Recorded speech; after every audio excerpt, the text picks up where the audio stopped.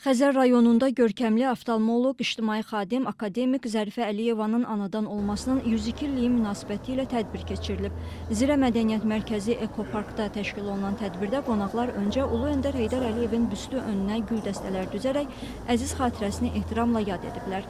Sonra dəyərli oftalmoloq Zərifə xanım Əliyevaya həsr olunmuş sərgiyə baxış keçirilib.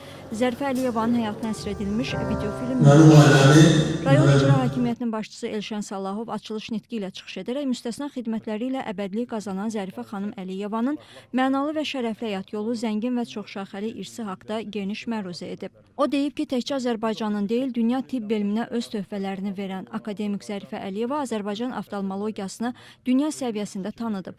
Zərifə Əliyeva 150-yə yaxın elmi əsərin, 12 monoqrafiyanın, dərslik və dərs vəsaitlərinin, bir ixtira, 12 səmərələşdirici təklifin müəllifi və həm müəllifi olub. 1981-ci ildə oftalmologiyanın inkişafına verdiyi böyük töhfəyə, görmə orqanının peşə patologiyası sahəsində apardığı elmi tədqiqatlara görə Professor Zərifə xanım Əliyeva oftalmologiya aləmində ən yüksək mükafata, SSRİ Tibb Elmləri Akademiyasının Akademik Averbach adına mükafatına layiq görülüb. Zərifə xanım bu mükafata layiq görülmüş ilk Azərbaycanlı qadın olub. Tarix elmləri doktoru Dilarə Seyidzadə çıxışında Zərifə xanımın Azərbaycan qadınlarının, Azərbaycanlı anaların təcəssümü idealı olduğunu vurğulayıb.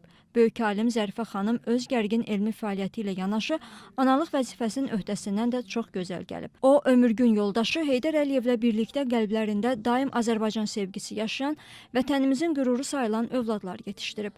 Milli Məclisin deputatları Musa Quliyev, Gülşən Paşayeva və Yeni Azərbaycan Partiyası Xəzər rayon təşkilatının sədri Namiq Əhmədov öz çıxışlarında qeyd ediblər ki, Azərbaycan oftalmologiyasını dünya səviyyəsində tanıdan akademik Zərifə Əliyeva təbabətdə öz dəstxətti olan novator bir alim idi. O, elmi pedaqoji fəaliyyətində təkcə çoxşaxəli elmi tədqiqat işləri aparmaqla kifayətlənməyib.